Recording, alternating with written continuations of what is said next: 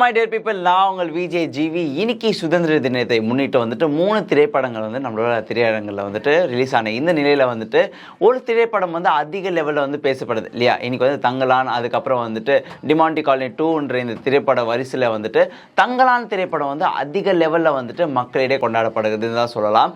So இந்த 3 படத்தில் வந்துட்டு டாப் ஆக்டர்ஸ்லாம் நடிச்சிருந்தாலுமே வந்துட்டு இந்த திரைப்படம் வந்துட்டு பெரிய பெரிய காஸ்டிங்ஸ் அண்ட் பெரிய பெரிய டிரெக்டர்ஸ் அண்ட் மியூசிக் டிரெக்டர்ஸ்லாம் வந்துட்டு முன்னிலையில் இந்த திரைப்படம் அமைஞ்சிருக்கனால இந்த படத்தை நான் காலையில் வந்துட்டு போயிட்டு தேட்டரில் பார்த்த பிறகு டக்குன்னு வந்து நம்ம ரிவ்யூ எடுக்கணும் இல்லையா. ஸோ அதுதான் வந்து நாங்கள் உட்காந்தாச்சு. ஸோ இன்னைக்கு இந்த திரைப்படம் வந்துட்டு தங்கலான் திரைப்படம் என்ன மூவி பேஸ் பண்ணி இருக்குன்னு சொல்லிட்டு பார்த்தீங்கன்னா, ஒரு தங்கத்தை தேடக்கூடிய ஒரு கதையானது தான் இந்த திரைப்படம். ஸோ வந்து இந்த திரைப்படத்துக்கு வந்துட்டு பாரஞ்சி தான் வந்து டிரெக்ஷன், அதுக்கப்புறம் சியான் விக்ரம் வந்துட்டு லீடிங் ஆக்டர் அண்ட் வந்து நம்மளோட ஜிவி பிரகாஷ் அவர் தான் வந்து மியூசிக் டிரெக்டராக இந்த படத்தில் இருக்காரு.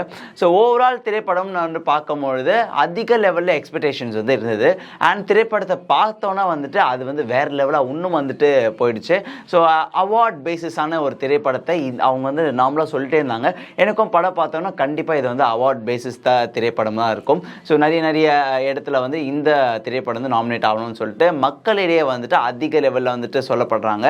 ஸோ ஏன்னா ஸ்டோரி பேசிஸில் அந்த திரைப்படம் அப்படியே அமைஞ்சிருக்குன்னே சொல்லலாம். இந்த படத்தோட ஸ்டோரி எதை பேஸ் பண்ணி இருக்குது அப்படின்னு நீங்கள் பார்த்தீங்கன்னா, கோல்டு, அதாவது தங்கத்தை தேடக்கூடிய ஒரு விஷயம். அதாவது கேஜிஎஃப் திரைப்படத்தை நம்ம கனெக்ட் பண்ணோம்னு பார்த்தீங்கன்னா வந்துட்டு அதன் பேசிஸில் தான் வந்துட்டு இந்த திரைப்படத்தோட அந்த தங்கத்தோட வேட்டையன்படியாக தான் இருக்குது. சரிங்களா. வந்து அந்த காலத்தில் பிரிட்டிஷ் வந்துட்டு இந்த மக்களை வந்துட்டு அடிமைப்பற்ற அந்த ஒரு விஷயமாக தான் இந்த திரைப்படத்தில் வந்துட்டு இருக்காங்க. ஸோ நாங்கள் ஒன்று காசு தரோம், நீ வந்து எங்கள் கீழே ஒர்க் பண்ணு, ஸோ இந்தமாதிரி தங்கத்தை எடுத்து கொடுன்ற அந்த விஷயத்தெல்லாம் வந்துட்டு இந்த திரைப்படம் அமைஞ்சிருக்கு. ஸோ வந்துட்டு பார்வதி அண்ட் வந்துட்டு நம்மளோட சியான் விக்ரம் தான் வந்துட்டு இந்த திரைப்படத்தில் காம்போ அண்ட் ஹஸ்பண்ட் ஒய்ஃபை வந்து நடிச்சிருக்காங்க. அவங்க ஃபேமிலிக்காக அவங்க எவ்வளோ போராடுறாங்களோ அந்த விஷயத்தை தான் வந்துட்டு இந்த திரைப்படத்தில் மும்முரமாக காமிச்சிருக்காங்க. திரைப்படத்தை பார்க்கும்போது இது கொஞ்சம் ஹிஸ்டாரிக்கல் மூமெண்ட்டான ஒரு திரைப்படம். அதனால லாங்குவேஜ் விஷயத்தில் வந்துட்டு நிறைய விஷயங்கள் வந்து எனக்கு லைட்டாக கொஞ்சம் புரியல. லாங்குவேஜ் வந்து நம்ம தூய தமிழில் வந்து லைட்டாக நம்மளுக்கு புரியும். ஏன்னா வந்துட்டு பொன்னியின் செல்வனில் இருக்கக்கூடிய சில வார்த்தைகளே வந்து நிறைய விஷயங்கள் நமக்கு புரியல.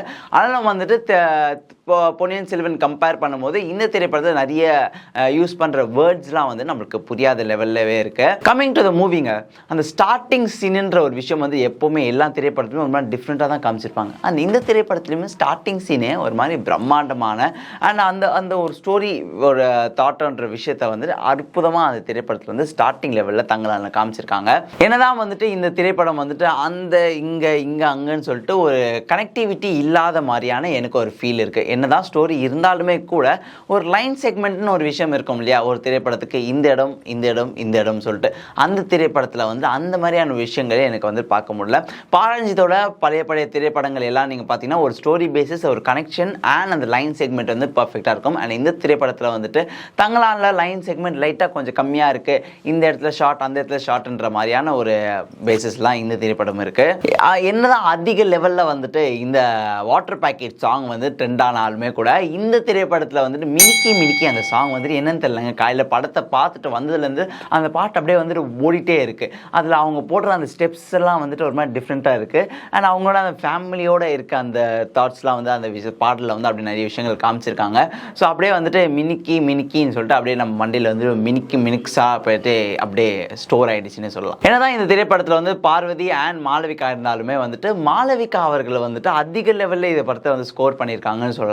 ஸோ அவங்களோட கேரக்டரைசேஷனே சம்திங் வெரி டிஃப்ரெண்ட். ஸோ அவங்களோட ஒரு பர்டிகுலர் ஒரு சீன் ஒன்று இருக்குது. ஸோ அதை நீங்கள் பார்க்கும்போது கண்டிப்பாக உங்களுக்கு தெரியும். அவங்க வந்து அதில் த வே தட் ஷீ ஸ்கோர்ட் அந்த திரைப்படத்தில்னு பார்த்தீங்கன்னா சம்திங் அவுட் ஆஃப் த பாக்ஸ்னே சொல்லலாம். கம்பேர் டு அதர் ஹீரோயின்ஸ் கூட இவங்க வந்துட்டு அந்த அவங்க கொடுத்த கேரக்டரைசேஷனை மாஸ் பண்ணியிருக்காங்க. என்னதான் ஒரு பக்கம் வந்துட்டு பாரஞ்சித் அவரோட ஸ்டோரியை கேரி பண்ணி போனாலுமே வந்துட்டு music directors plays the major role ஒரு திரைப்படத்துலன்னு சொல்லலாம்.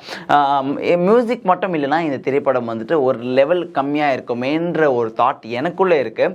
ஸோ ஜிவி பிரகாஷ் அவர்கள் வந்துட்டு இந்த திரைப்படத்தை வந்து அற்புதமாக அந்த மியூசிக்ஸில் வந்துட்டு கொண்டு போயிருக்காருன்னே சொல்லலாம்.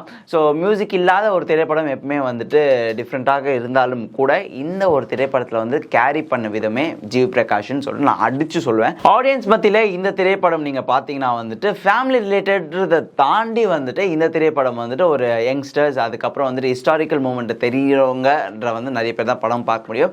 ஃபேமிலி ஆடியன்ஸை நீங்கள் கவர் பண்ணணும்னு சொல்லிட்டு பார்த்தீங்கன்னா வந்து கண்டிப்பாக இந்த திரைப்படம் அமைஞ்சிருக்குமான்னு சொல்லிட்டு கேட்டிங்கன்னா கண்டிப்பாக இல்லை. ஏன்னு சொல்லிட்டு பார்த்தீங்கன்னா வந்து வல்காரிட்டி அண்ட் அதுக்கப்புறம் வந்துட்டு அவங்க பேசுகிறக்கூடிய லாங்குவேஜஸ் அண்ட் வந்து பாரஞ்சி திரைப்படம்னாலே அரசியல் முன்பாடுகள் விஷயங்கள் நிறையவே இருக்கும். ஸோ அந்த பேசிஸ்லாம் வந்துட்டு இந்த ஒரு விஷயம் இருக்குது. ஸோ புத்தர் பேசிஸான ஒரு தாட்ஸை வந்துட்டு இந்த திரைப்படத்தில் வந்து லைட்டாக கொடுத்துருக்காங்க. ஸோ அதுமாதிரி பார்க்கும்போது இந்த திரைப்படம் வந்துட்டு பாக்ஸ் ஆஃபீஸில் என்னதான் வந்து அதிக லெவலில் போனாலுமே கூட ஃபேமிலி ரிலேட்டட் திரைப்படமாக இந்த படம் வந்து அமைஞ்சிருக்காதுன்னு சொல்லிட்டு என்னோட ஒரு தாட் சைடில் சொல்கிறேன்.